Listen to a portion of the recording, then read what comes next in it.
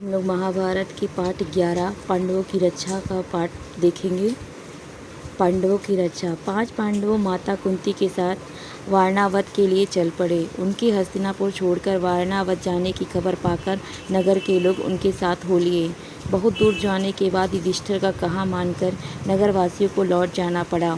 दुर्योधन के षड्यंत्र और उससे बचने का उपाय विदुर ने युधिष्ठिर को इस तरह गूढ़ भाषा में सिखा दिया था कि जिससे दूसरे लोग समझ ना सके। वारणावत के लोग पांडवों के आगमन की खबर पाकर बड़े खुश हुए और उनके वहां पहुंचने पर उन्होंने बड़ा ठाठ से उनका स्वागत किया। जब तक लाख का भवन बनकर तैयार हुआ, पांडव दूसरे घरों में रहते रहे जहां पुरोचन ने पहले से ही उनके ठहरने का प्रबंध कर रखा था। लाख का भवन बनकर तैयार हो गया तो पुरोचन उन्हें उसमें ले गया। भवन में प्रवेश कराते ही युधिष्ठिर ने उसे खूब ध्यान से देखा। विदुर की बातें उन्हें याद थी। ध्यान से देखने पर युधिष्ठिर को पता चल गया कि यह घर जल्दी आग लगने वाली चीज़ों से बना हुआ है। युधिष्ठिर ने भीम को भी यह भी भेद बता दिया, पर साथ ही उसे सावधान करते हुए कहा, यद्यपि यह साफ मालूम हो गया है कि यह स्थान खतरनाक है, फिर भी हमें विचलित नहीं होना चाहिए। पुरोचन को इस बात का जरा भी पता न लगे कि उससे षड्यंत्र का भेद हम पर खुल गया है। मौका पाकर हमें यहाँ से निकल भागना होगा, पर अभी हमें जल्दी से ऐसा कोई काम नहीं करना चाहिए जिससे शत्रु के मन में जरा भी संदेह पैदा होने की संभावना हो।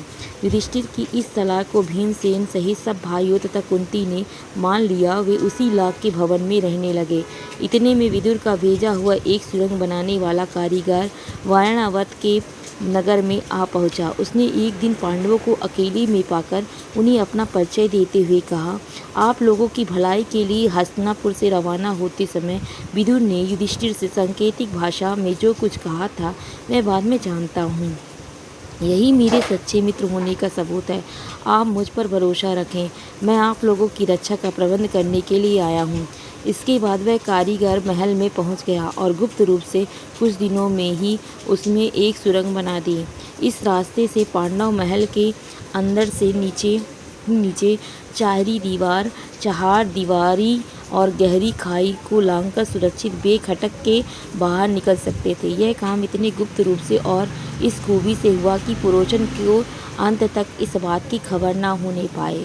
पुरोचन ने लाख के भवन के द्वार पर ही अपने रहने के लिए स्थान बनवा लिया था।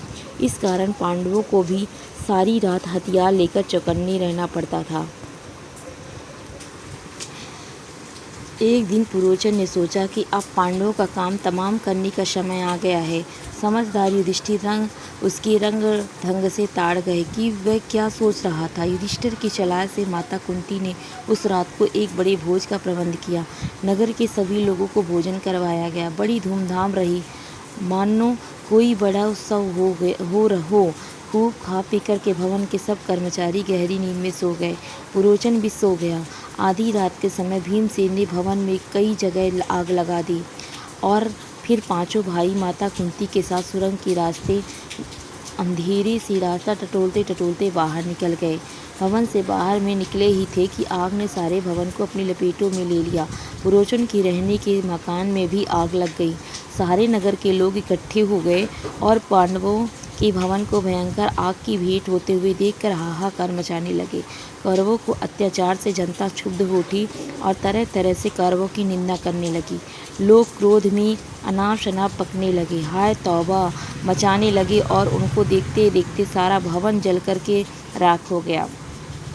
पुरोचन का मकान और स्वयं पुरोचन भी आग की भेंट हो गया। वारणावत के लोग ने तुरंत ही हस्तिनापुर में खबर पहुंचा दी कि पांडव जिस भवन में ठहराए गए थे वे जलकर राख हो गया था। भवन और में कोई भी जीता नहीं बचा। धृतराष्ट्र उनके बेटों ने पांडवों की मृत्यु पर बड़ा शोक मनाया। वे गंगा किनारे गए और पांडव तथा कुंती को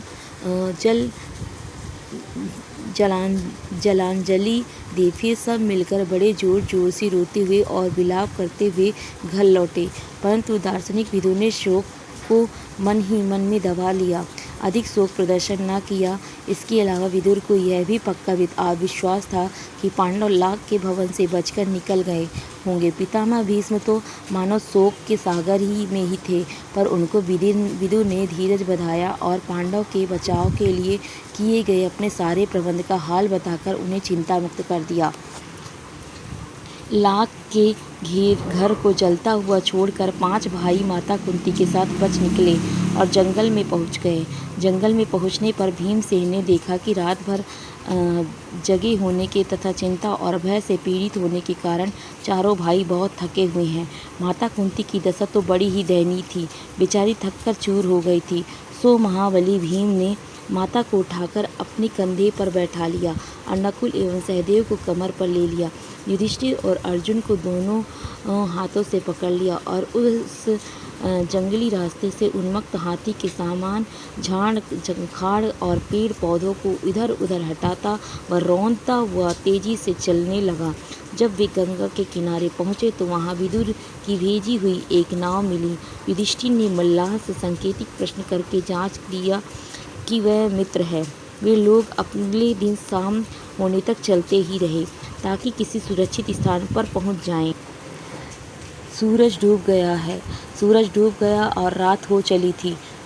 चारों तरफ अंधेरा छा गया। कुंती और पांडव एक तो थकावट के मारे चूर हो रहे थे, ऊपर से प्यास और नींद भी उन्हें सताने लगी। चक्कर सा आने लगा, एक पग भी आगे बढ़ना असंभव हो गया। भीम के सिवाय और सब भाई वहीं जमीन पर बैठ गए। कुंती से तो बैठा भी नहीं गया। वह दीन भाव से बोली, मैं तो प्यास से मरी जा रही हूँ, अब मुझसे बिल्कुल चला नहीं जाता। धृतराष्ट्र के बेटे चाहे तो भले ही मुझे यहाँ से उठा ले जाएं, मैं तो यहीं पड़ी रहूँगी। यह कहकर कुंती वहीं जमीन पर गिरकर बेहोश हो गई। माता और भाइयों का यह हाल देखकर क्षोभ के मारे भीमसेन का हृदय दग्ध हो उठा। वह उस भयानक जंगल में बेधड़क घुस गया और इधर उधर घूम घाम कर उसने एक जलाशय का पता लगा लिया। उससे पानी लाकर माता व भाइयों की प्यास बुझाई। पानी पीकर चारों भाई और माता कुंती ऐसे सोए कि उन्हें अपनी सुध बुध तक न रही। अकेला भीमसेन मन ही मन कुछ सोचता हुआ चिंतित भाव से बैठा रहा।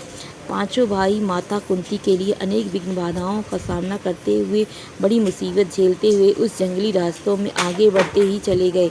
वे कभी माता को उठाकर तेज चलते, कभी थके मादे बैठ जाते, कभी एक दूसरे को होड़ लगाकर रास्ता पार करते। बड़े ब्राह्मण ब्रह्मचारियों का वेश धरकर एक चक्रा नगरी में जाकर एक ब्राह्मण के घर में रहने लगे। माता कुंती के साथ 5 पांडव एक चक्रा नगरी में भिक्षा मांगकर अपना गुजर करके दिन बिताने लगे। भिक्षा के लिए जब पांचों भाई निकल जाते तो कुंती का जी बड़ा बेचैन होता। वह बड़ी चिंता से उनकी बाट जोहती रहती। उनके लौटने में जरा भी देर हो जाती तो कुंती के मन में तरह तरह की आशंकाएं उठने लगती थी। पांचों भाई भिक्षा में जितना भोजन लाते, कुंती उसके 2 हिस्से कर देती। एक हिस्सा भीमसेन को दे देती और बाकी आधे में 5 हिस्से करके 5 बेटे और खुद खा लेती। जिस पर भी भीमसेन की भूख नहीं मिटती थी। हमेशा ही भूखा रहने के कारण वह दिन पर दिन दुबला होने लगा। भीमसेन का यह हाल देखकर कुंती और युधिष्ठिर बड़े चिंतित रहने लगे। थोड़ा सा भोजन से पेट न भरता था, सो भीमसेन ने एक कुम्हार से दोस्ती कर ली। उसने मिट्टी आदि खोदने की मदद करके उसे खुश कर दिया। कुम्हार भीम से बड़ा खुश था और एक बड़ी भारी हाड़ी बनाकर उसको दी। भीम उसी हाड़ी को लेकर भिक्षा के लिए निकलने लगा।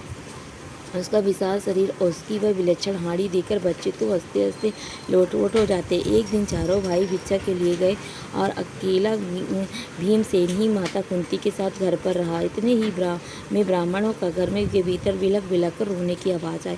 अंदर जाकर के ब्राह्मण और उसकी पत्नी की आंखों में आंसू भरे सिसकियां लेते हुए एक दूसरे से बातें कर रहे हैं। ब्राह्मण बड़े दुखी हृदय से अपनी पत्नी से कह रहा था, कितनी ही बार मैंने तुम्हें समझाया है कि इस अंधेरी नगरी को छोड़कर कहीं और चले जाएं, पर तुम नहीं मानी। यही हट करती रही कि यह मेरे बाप दादा का गांव है, यहीं रहूंगी। बोलो अब क्या कहती हो? अपनी बेटी का भी बलि कैसे चढ़ा दूं और पुत्र को कैसे कवलित होने दूं? यदि मैं शरीर त्यागता हूँ तो फिर इन अनाथ बच्चों का भरण पोषण कौन करेगा? हाय, मैं अब क्या करूँ? और कुछ करने से तो अच्छा उपाय यह है कि सभी एक साथ मौत को गले लगा लें, यही अच्छा होगा। कहते कहते ब्राह्मण सिसक कर रो पड़ा। ब्राह्मण की पत्नी रोती रोती बोली, प्राणनाथ, मुझे मरने का कोई दुख नहीं है। मेरी मृत्यु के बाद आप चाहे तो दूसरी पत्नी ला सकते हो। आप मुझे प्रसन्न पूर्वक आज्ञा दें ताकि मैं राक्षस का भोजन बनूं। पत्नी की ये व्यथा भरी बातें सुनकर ब्राह्मण से ना रह गया। वह बोला, प्रिय, मुझसे बड़ा दुरात्मा और पापी कौन होगा जो तुम्हें राक्षस के बल चढ़ा दे और खुद जीवित रहे। माता पिता की इस तरह बातें करते देख ब्राह्मण की बेटी से ना रहा गया। उसने करुण स्वर से कहा, पिताजी, अच्छा तो यह है कि राक्षस के पास आप मुझे भेज दें। सबको इस तरह रोते देखकर ब्राह्मण की नन्हा सा बालक पास में पड़ी हुई सूखी लकड़ी हाथ से लेकर घुमाता हुआ बोला, उस राक्षस को तो मैं ही इस लकड़ी से इस तरह जोर से मार डालूंगा। तभी कुंती खड़ी खड़ी एक ये सब देख रही थी। अपनी बात कहने का उसने ठीक मौका देखा। वह बोली, हे ब्राह्मण, क्या आप कृपा करके मुझे बता सकते हैं कि आप लोग के इस असमय दुख का कारण क्या है? ब्राह्मण ने कहा, देवी सुनिए, इस नगरी के समीप एक गुफा है जिसमें बक नामक एक बड़ा अत्याचारी राक्षस रहता है। पिछले 13 वर्षों से इस नगरी के लोगों पर वह बड़े जुल्म ढा रहा है। इस देश का राजा, जो बेत्रकी नाम के महल में रहता है, इतना निकम्मा है कि प्रजा को राक्षस के अत्याचार से बचा नहीं रहा। इसी घबराकर नगर के लोगों ने मिलकर के उससे बड़ी अन्याय विनय की कि कोई न कोई नियम बना लें। बकासुर ने लोगों को यह बात मना ली और तब से इन समझौते के अनुसार यह नियम बना हुआ है कि लोग बारी बारी से एक एक आदमी और खाने की चीज़ें हर सप्ताह उसे पहुंचा दिया करते हैं।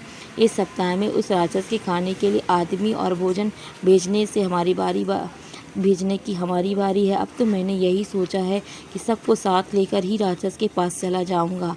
आपने पूछा सो आपको बता दिया। इस कष्ट को दूर करना तो आपके बस में भी नहीं है। ब्राह्मण की बात का कोई उत्तर देने से पहले कुंती ने भीमसेन से सलाह ली। उसने लौट कर कहा, विप्रवर, आप इस बात की चिंता छोड़ दें। मेरे 5 बेटे हैं, उनमें से एक आज राक्षस के पास भोजन लेकर चला जाएगा। सुनकर ब्राह्मण चौंक पड़ा और बोला, आप भी कैसी बात कहती हैं? आप हमारी अतिथि हैं, हमारे घर में आश्रय लिए हुए हैं। आपके बेटे का मौत के मुंह में मैं भेजूं, यह कहाँ का न्याय है? मुझसे यह नहीं हो सकता। कुंती का डर था कि यदि यह बात फैल गई तो दुर्योधन और उनके साथियों का पता लग जाएगा कि पांडव एक चक्रा नगरी में छिपे हुए हैं। इसलिए उसने ब्राह्मण से इस बात को गुप्त रखने का आग्रह किया था। कुंती ने जब भीमसेन को बताया कि उसे बकासुर के पास भोजन सामग्री लेकर जाना होगा तो युधिष्ठिर खींच उठे और बोले, यह तुम कैसा दुस्साहस करने चली हो माँ? युधिष्ठिर की इन कड़ी बातों को उत्तर देते हुए कुंती बोली, बेटा युधिष्ठिर, इस ब्राह्मण के घर में हमने कई दिन आराम से बिताए हैं। जब इन पर विपदा पड़ी है तो मनुष्य होने के नाते हमें उसका बदला चुकाना ही चाहिए।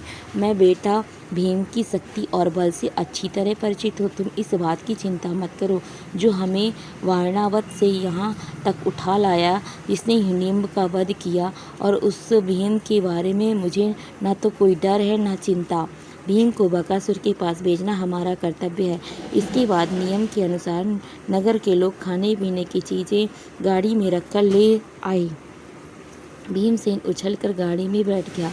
शहर के लोग भी बाजे बजाते हुए कुछ दूर तक उसके पीछे पीछे चले। एक निश्चित स्थान पर लोग रुक गए और अकेला भीम गाड़ी दौड़ाता हुआ आगे गया। उधर राक्षस बाहरे भूख के तड़प रहा था। जब बहुत देर हो गई तो बड़े क्रोध के साथ वह गुफा के बाहर आया। देखता क्या है कि एक मोटा सा मनुष्य बड़े आराम से बैठा हुआ भोजन कर रहा है। यह देखकर बकासुर की आंख क्रोध से एकदम लाल हो उठी। इतने में भीमसेन की बेनिगाह उस पर पड़ी। उसने हंसते हुए उसका नाम लेकर पुकारा। भीमसेन की बात ठिठाई देखकर राक्षस गुस्से में भर गया और तेजी से भीमसेन पर झपटा।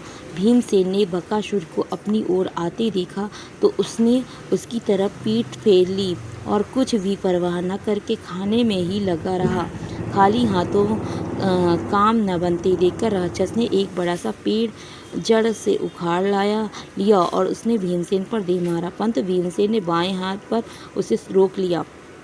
दोनों में भयानक मुठभेड़ हो गई। भीमसेन ने बकासुर को ठोकरें मारकर गिरा दिया और कहा, दुष्ट राक्षस, जरा विश्राम तो करने दे। थोड़ी देर सुस्ताकर भीम ने फिर कहा, अच्छा अब उठो। बकासुर उठकर के भीम के साथ लड़ने लगे। भीमसेन ने उसको ठोकरें लगाकर फिर गिरा दिया।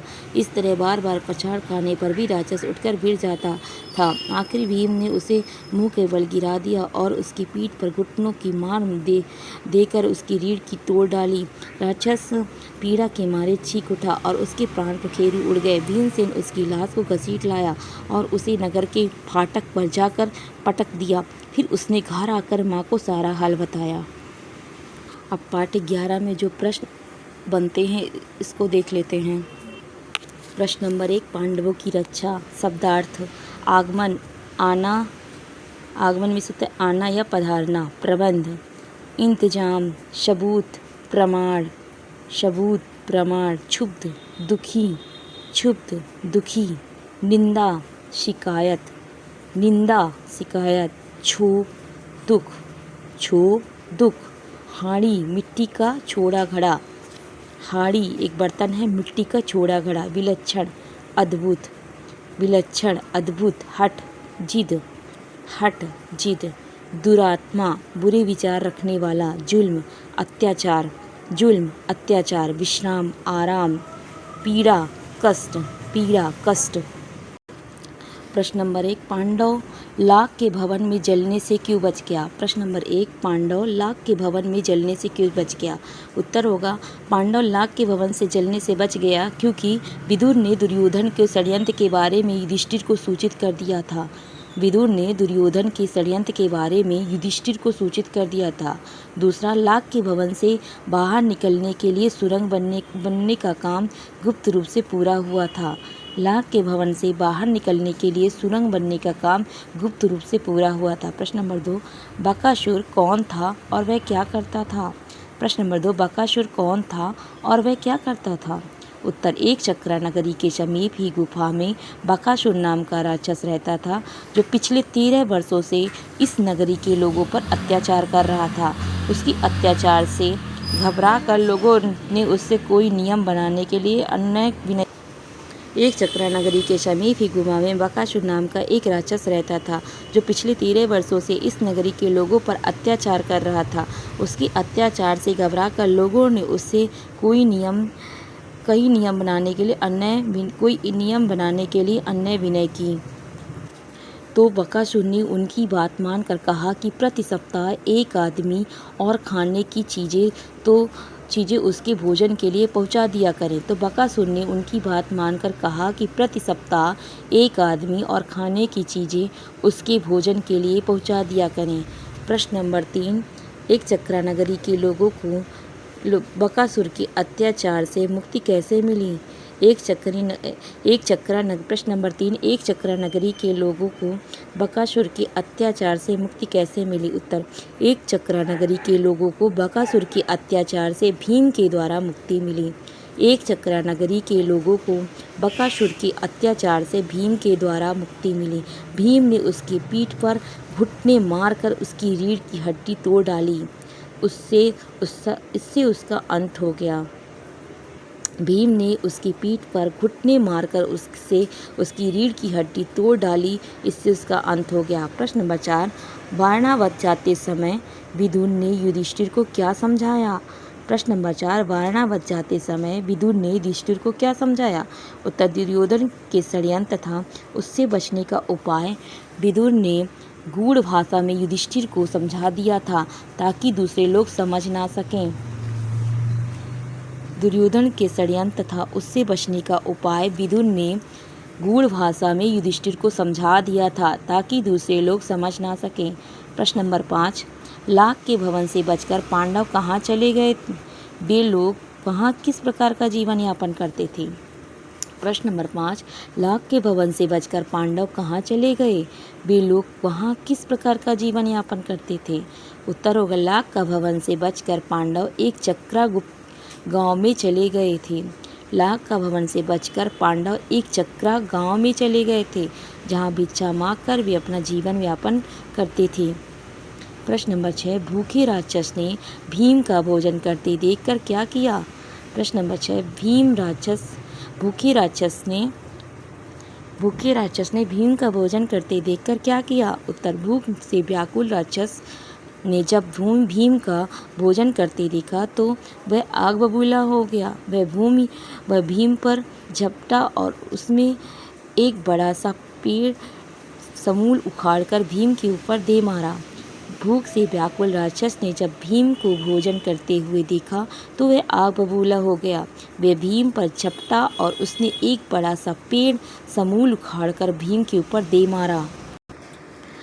कुंती ने अपना आतिथ्य धर्म कैसे निभाया? ब्राह्मण ने कुंती के बात का क्या जवाब दिया?